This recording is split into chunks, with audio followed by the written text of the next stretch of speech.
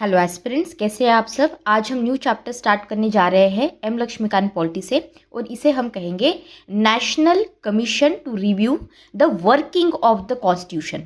अगर आप M Laxmikanth polity की न्यू एडिशन से इसे पढ़ रहे हो, वहाँ पे आपको मिल जाएगा ये चैप्टर नंबर 9090। वहाँ से आप इसे चेकआउट कर सकते हो।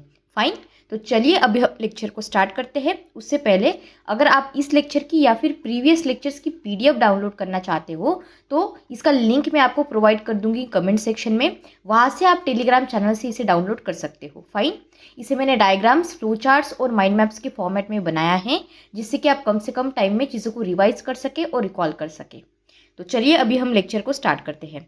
सबसे पहले जो हमारी गवर्नमेंट ऑफ इंडिया है, इन्होंने 2000 में ही ये डिसाइड किया था कि ये यहाँ पे एक कमीशन बनाएंगे।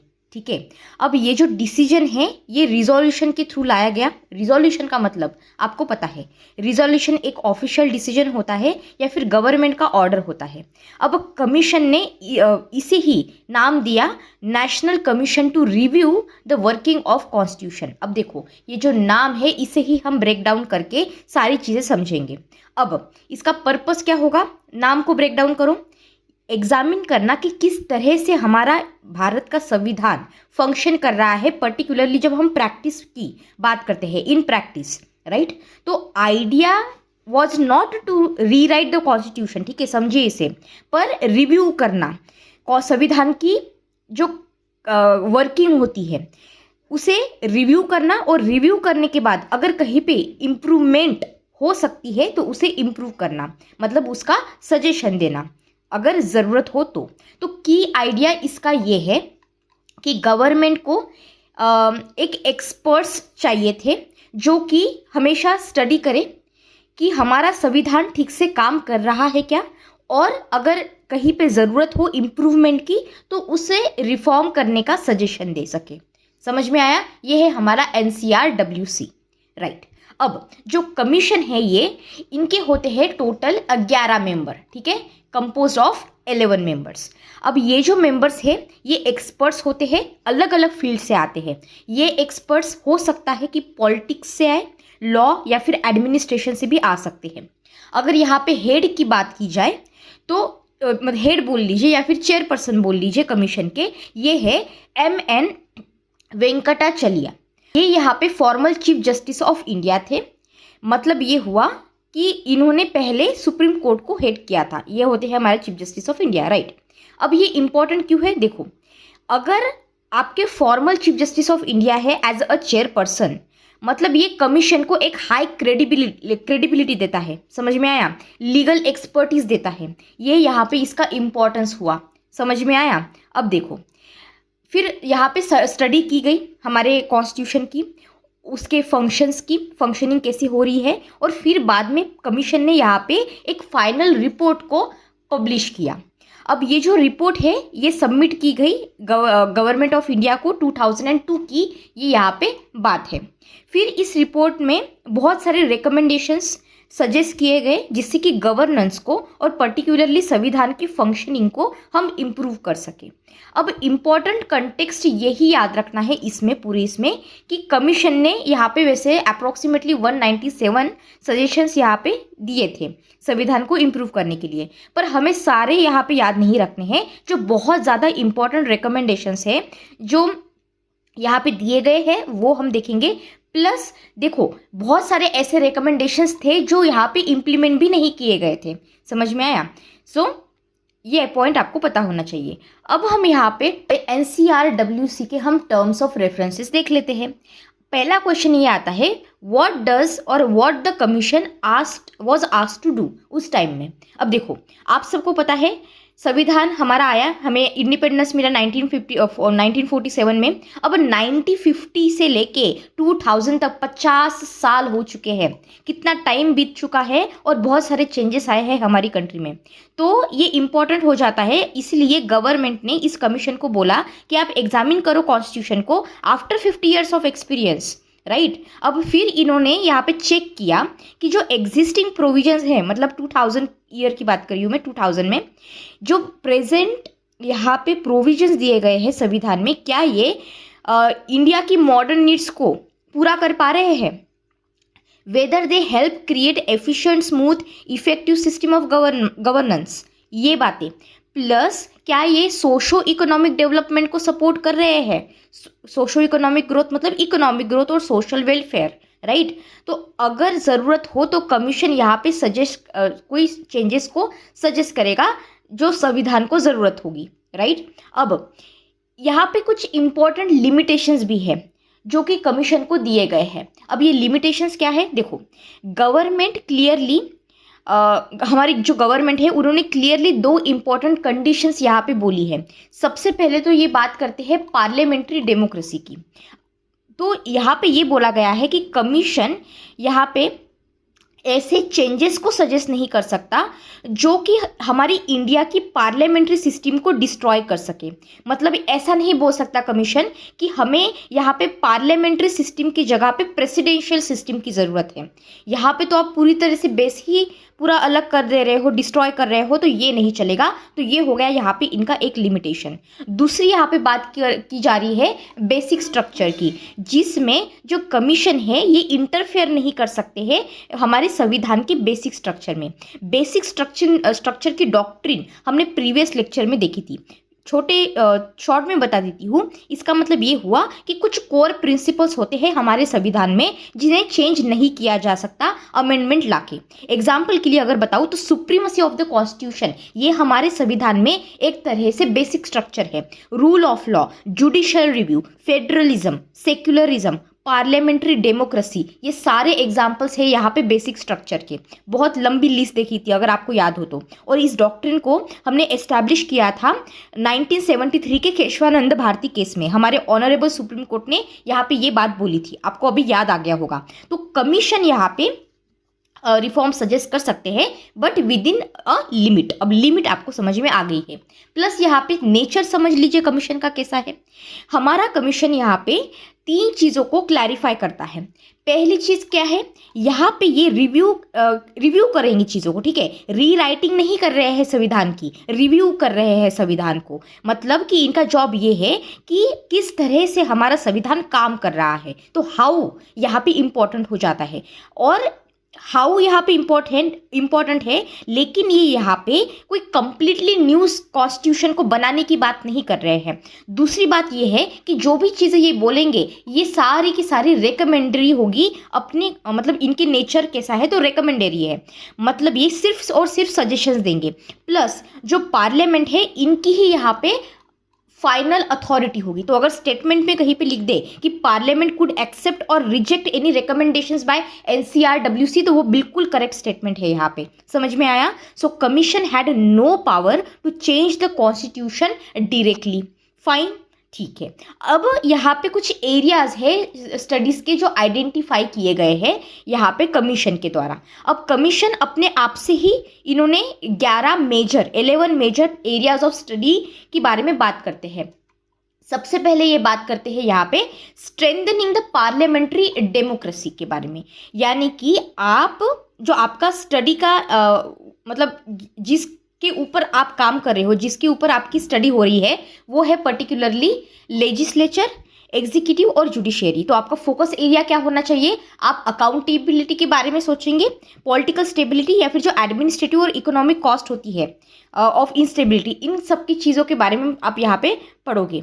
अब गोल क्या है, हमें पार्लियामेंट्री डेमोक्रेसी को ज़्यादा स्टेबल और इफेक्टिव बनाना है। तो स्टेबल और इफेक्टिव ये 2 यहाँ पे कीवर्ड बन जाते हैं। दूसरी बात यहाँ पे ये कर रहे हैं इलेक्टोरल रिफॉर्म्स की। अब इलेक्टोरल रिफॉर्म्स में यहाँ पे इलेक्शन की सिस्टम को इम्प्रूव करने की बात करते हैं। ऑल्सो यहाँ पे ये जो स्टैंडर्ड्स होते हैं पॉलिटिकल लाइफ के, मतलब एथिकल पॉलिटिक्स होना चाहिए, है ना, ट्रांसपेरेंसी हो, अकाउंटेबिलिटी हो, ये सारी चीज़ें भी यहाँ पे इंक्लूड हो जाती है। तीसरी बात यहाँ पे आती है सोशो और इकोनॉमिक डेवलपमेंट की, जहाँ पे ये एग्जामिन करते हैं कि किस तरह से संविधान यहाँ पे सोशल जस्टिस लाने में या फिर इकोनॉमिक डेवलपमेंट इक्वालिटी लाने में हेल्प कर सकता है। तो क्वेश्चन जैसे कि ये पूछ सकते हैं कि जो राइट्स है क्या ये फेयर है, या फिर ये पूछ सकते हैं कि जो भी राइट्स यहाँ पे दिए हुए हैं संविधान के द्वारा क्या ये फास्ट तरह से इम्प्लीमेंट किए जा रहे हैं, क्या बेनिफिट सबको मिल रहा है इक्वली। ये छोटे छोटे क्वेश्चंस आपको आई होप एक रफ आइडिया अभी लग गया होगा। नेक्स्ट बात यहाँ पे ये करते हैं वेलफेयर की। अब वेलफेयर में जो बेसिक मेन चीज़ें हैं हमेशा की वो आ जाती है, जैसे कि आप बोल सकते हो लिटरेसी को प्रमोट करना, या फिर एम्प्लॉयमेंट को जनरेट करना, सोशल सिक्योरिटी तो है ही इसमें, पावर्टी को थोड़ा कम करना, रिडक्शन करना पावर्टी का, ये बातें। फिर यहाँ पे यूनियन और स्टेट्स के रिलेशंस है, जैसे कि ये एग्जामिन करते हैं कि सेंट्रल गवर्नमेंट और स्टेट गवर्नमेंट के बीच रिलेशंस कैसे होने चाहिए। फोकस ये है कि ये बैलेंस ऑफ पावर देखेंगे और कोऑपरेशन देखेंगे फेडरलिज्म में। तो फेडरलिज्म और स्टेट पावर ये दो चीज़ें यहाँ पे मतलब कीवर्ड्स याद होनी चाहिए। फिर बात करते हैं हम डिसेंट्रलाइजेशन की। डिसेंट्रलाइजेशन प्लस पंचायत, देखो डिसेंट्रलाइजेशन मतलब आया तो मतलब क्या आया, पंचायती राज आया। हमने प्रीवियस लेक्चर्स में पंचायती राज को बहुत अच्छे से देखा है और डिसेंट्रलाइजेशन के कंसेप्ट को भी बहुत अच्छे से किया था, याद है आपको। तो हम यहाँ पे लोकल सेल्फ गवर्नमेंट, पंचायती राज आया मतलब क्या, लोकल सेल्फ गवर्नमेंट को मजबूत करना है, मतलब डिवॉल्यूशन ऑफ पावर कीजिए, पंचायती राज इंस्टीट्यूशंस को आप एम्पावर कीजिए, सही बात है। फिर बात आती है यहाँ पे एनलार्जमेंट ऑफ फंडामेंटल राइट्स की, जिसमें आप अगर कोई न्यू राइट्स आए हैं, नए राइट्स आए हैं जो संविधान में ऐड किए गए हैं, तो उसे आप स्टडी करेंगे। एग्जाम्पल के लिए अगर बताऊं कि राइट टू प्राइवेसी आया था, बहुत ज़्यादा डिस्कशन हुआ था उसके ऊपर। फिर एजुकेशन के ऊपर आया थी चीज़, उसके ऊपर भी यहाँ पे डिस्कशन किया गया था, तो ये बातें।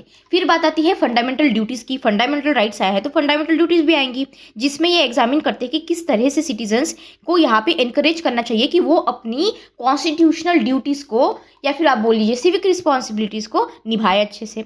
फिर बात आती है directive principles of state policies और प्रियम्बल गोल्स भी आप इसमें पकड़ लो, ठीक है। डायरेक्टिव प्रिंसिपल्स और प्रियम्बल गोल दोनों भी, मतलब प्रियम्बल में पर्टिकुलरली अगर बात करूँ तो ऑब्जेक्टिव जो हमने देखे थे, जस्टिस, इक्वालिटी, लिबर्टी, फ्रैटर्निटी, याद है वो सारी बातें। फिर फिस्कल एंड मॉनेटरी पॉलिसी, जिसमें ये स्टडी करते हैं कि लीगल कंट्रोल जो फाइनेंशियल पॉलिसीज होती है ना हमारी कंट्री में, तो उसके ऊपर लीगल कंट्रोल क्या रखे, पब्लिक ऑडिट सिस्टम कैसी होनी चाहिए, तो फाइनेंशियल अकाउंटेबिलिटी को ये इंप्रूव करेंगे यहाँ पे। तो ये 3 कीवर्ड्स यहाँ पे आ गए। फिर एडमिनिस्ट्रेटिव रिफॉर्म्स में एग्जामिन करेंगे कि गवर्नमेंट का एडमिनिस्ट्रेशन यहाँ पे कैसे चल रहा है, प्लस एथिकल स्टैंडर्ड्स मेंटेन हो सके पब्लिक लाइफ में, या फिर आप बोल लो स्टैंडर्ड लाइफ, स्टैंडर्ड जो चीज़ें होती है वो, तो clean efficient governance. I hope ये चीज़ें आपको समझ में आ गई है। तो बहुत जनरलाइज चीज़ें लग रही होगी आपको, लेकिन अगर आप यहाँ पे कीवर्ड्स याद रखोगे तो फिर स्ट्रक्चर में, इन स्ट्रक्चर्ड वे आप अपना ओपिनियन प्रेजेंट कर सकते हो। समझ में आया, ठीक है। अब अगर मैं डेवलपमेंट की बात करूँ, रिसेंट डेवलपमेंट की, तो राइट टू एजुकेशन जो है फंडामेंटल राइट्स में, तो ये कौन सा है ये याद रखना है आपको, ठीक है। पेपर में अगर पूछे तो गलती नहीं होनी चाहिए। राइट टू एजुकेशन याद रखना, हमने प्रीवियस लेक्चर्स में देखा है फंडामेंटल राइट्स के 86th अमेंडमेंट है 2002 की। और जो राइट टू प्राइवेसी है, मैंने अभी आपको बताया एग्जाम्पल, तो वो रिकॉग्नाइज किया गया था फंडामेंटल राइट सुप्रीम कोर्ट में 2017 में। ओके, तो ये डेवलपमेंट यहाँ पे अलाइन होती है। तो आप idea of expanding fundamental rights जो यहाँ पे देखा था, इसके साथ प्लीज उसे लिंक कर लेना, फाइन। अब यहाँ पे एरिया ऑफ कंसर्न या फिर की चैलेंजेस है जो कि हमारा कमीशन यहाँ पे हमेशा फेस करता है। चैलेंजेस आपको पता होनी चाहिए और फिर सॉल्यूशंस, राइट। अब देखो हमारी कंट्री में मेजर प्रॉब्लम्स है, अगर पर्टिकुलरली बात करूँ गवर्नेंस और सोसाइटी को लेके, ठीक है। और ये NCRWC ने खुद आइडेंटिफाई किया है 2002 में ही। अब कमीशन यहाँ पे बिलीव करता है कि ये जो सारी इश्यूज है गवर्नेंस में और सोसाइटी में जो दिखे जाते हैं, यही रीज़न है जो हमारी संविधान की जो वर्किंग है या फिर डेमोक्रेसी की जो वर्किंग है उसमें इश्यूज लाता है और उसे वीक करता है। अब सबसे पहली बात, ये आप कहीं पे भी लिख सकते हो, समझ में आया। सबसे पहली बात है, और देखो कीवर्ड ही याद होने चाहिए, ये कीवर्ड आप लिखोगे ना, इससे आपका आंसर और ज़्यादा स्ट्रक्चर्ड बनेगा।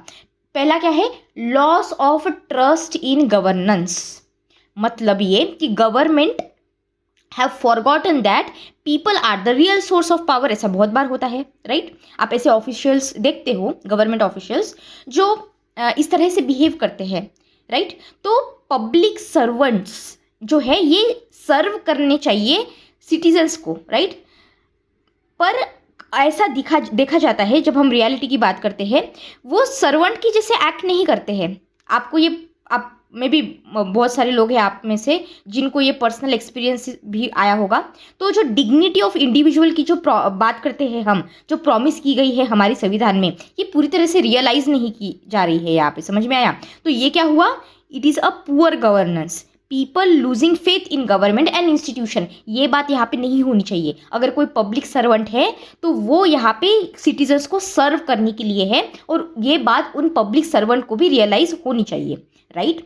दूसरी बात यहाँ पे की जाती है, state unable to handle the global challenge. अब इसमें क्या है, देखो, अगर रैपिड साइंटिफिक या फिर टेक्नोलॉजिकल चेंजेस हो रहे हैं जिससे हम दुनिया में भी बदलाव देख सकते हैं, तो अगर हम हमारी इंडिया की बात करें, अगर वो एंटिसिपेट नहीं कर पा रहे हैं इन चीज़ों को, या फिर ग्लोबल जिस तरह से वर्ल्ड में जिस तरह से चीज़ें बदल रही है उस तरह से अपने आप को प्रिपेयर नहीं कर पा रहा है, तो ये भी यहाँ पे चैलेंज क्रिएट कर सकता है। जैसे कि अगर एग्जांपल दूँ तो आर्टिफिशियल इंटेलिजेंस, बाकी की कंट्रीज, चाइना देख लीजिए, यूनाइटेड स्टेट्स ऑफ अमेरिका देख लो, वहाँ पे अगर आर्टिफिशियल इंटेलिजेंस के न्यू प्रोजेक्ट्स आ रहे हैं तो हमारी कंट्री को भी यहाँ पे उस तरह से अपने आप को अपडेट करना पड़ेगा। समझ में आया? फिर नेक्स्ट बात आती है यहाँ पे rising cost of government and physical deficit की, जिसमें गवर्नमेंट की स्पेंडिंग ये हमेशा बढ़ रही है वेरी फास्ट। अब जो फिजिकल डेफिसिट है ये आप इकोनॉमी में पढ़ते हो, मतलब कि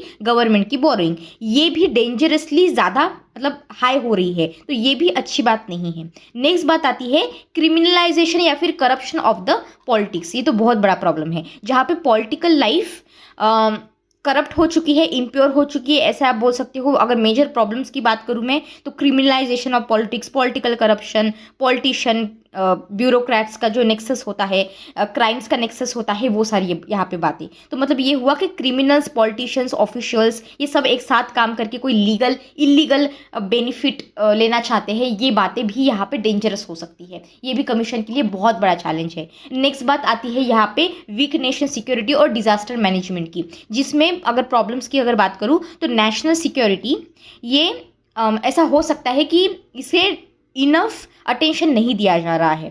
तो यहाँ पे हमें प्रॉपर सिस्टम चाहिए, और यहाँ ये चैलेंज आ सकता है कि कोई प्रॉपर सिस्टम ही नहीं है जो डिटेक्ट कर पा रही है early signs of social unrest, या फिर जब डिजास्टर मैनेजमेंट हो जाता है तो उसे टैकल करने की जो सिस्टम है वो अपने आप में वीक है। एडमिनिस्ट्रेशन की अगर बात करें तो प्रॉपर कोऑर्डिनेशन ही नहीं है, ओवरलैपिंग पावर है, डुप्लीकेशन होता है काम का, कोई क्लियर रिस्पॉन्सिबिलिटी ही नहीं है, कोई क्लियर अकाउंटेबिलिटी नहीं है। तो गवर्नमेंट अगर ऐसी प्रॉब्लम आ जाती है तो वो ठीक से रिएक्ट नहीं कर पाती है। समझ में आया?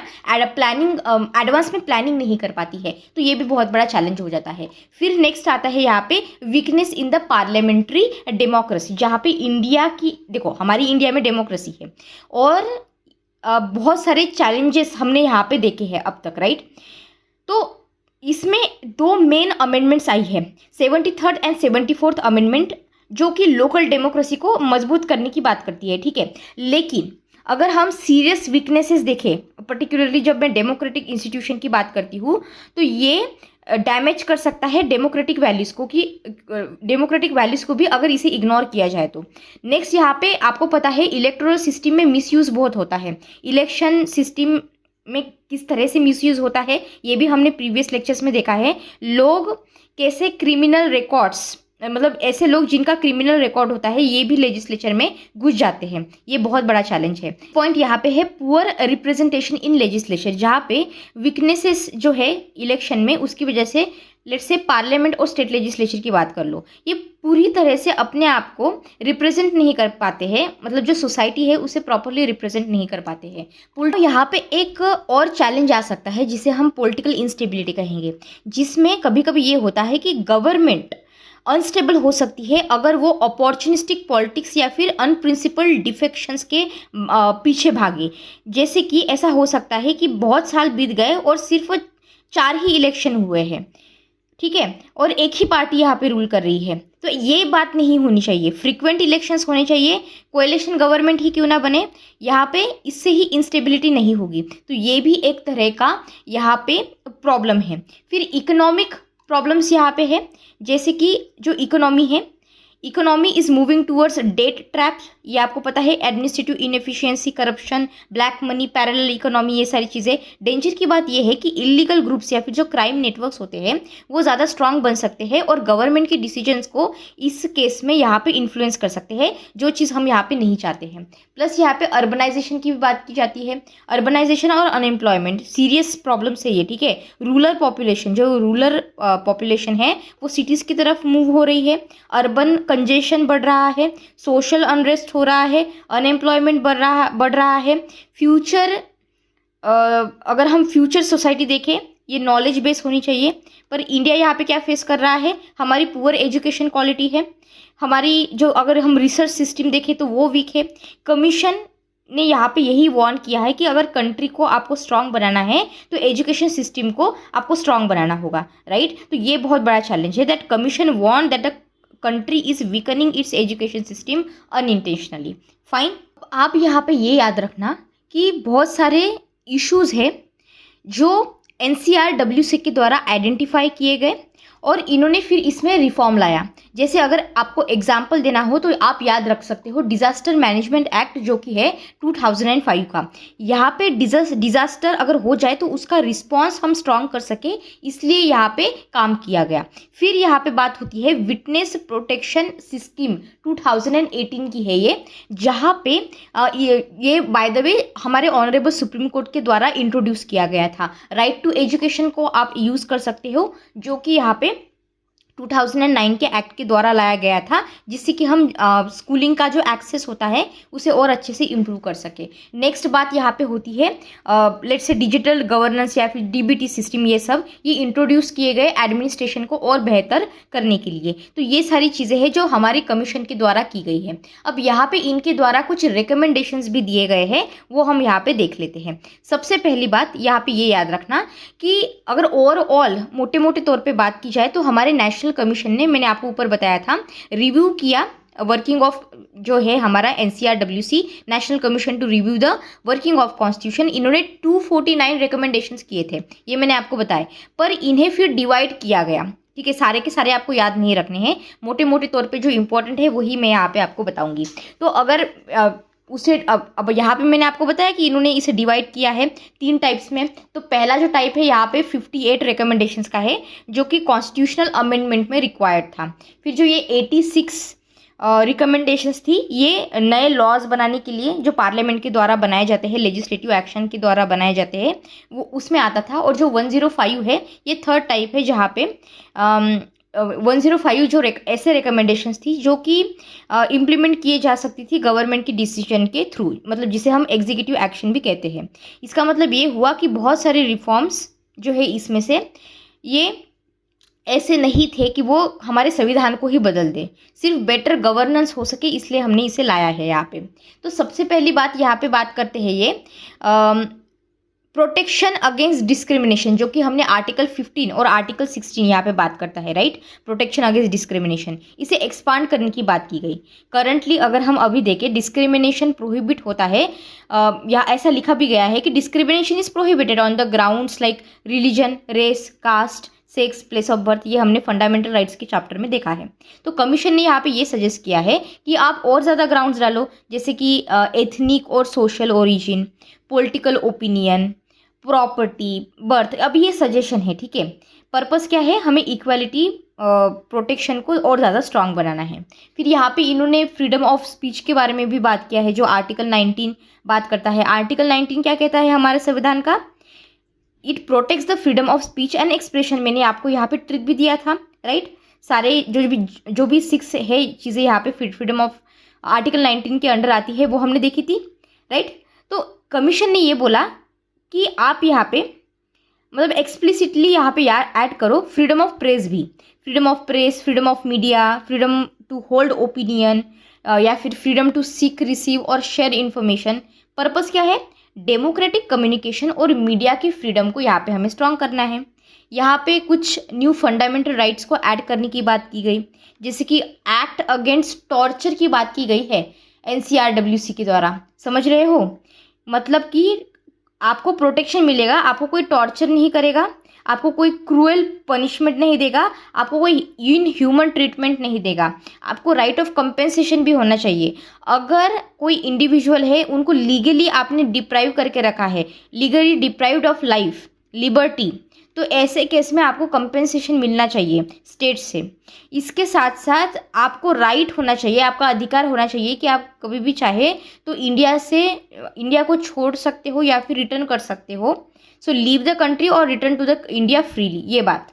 प्लस आप प्राइवेसी दो, राइट टू प्राइवेसी होनी चाहिए, फैमिली लाइफ होनी चाहिए, पर्सनल लाइफ, फैमिली मैटर्स, ये सारी जो चीज़ें हैं ये पर्सनल होती है, कोई अननेसेसरी इंटरफेरेंस ना हो, सही बात है।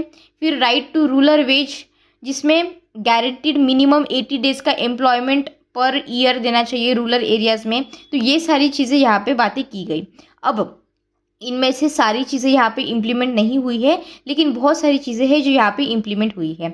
समझ में आया आपको? इस तरह से हमने पार्ट 1 को यहाँ पे कंप्लीट कर दिया है इस चैप्टर के। नेक्स्ट लेक्चर में हम इसके जो सेकंड पार्ट है उसे कंप्लीट करेंगे। फाइन, तब तक अच्छे से पढ़ाई करते रहिए, रिवाइज करते रहिए, रिकॉल करते रहिए without taking any kind of stress. ठीक है, thank you so much and God bless you all.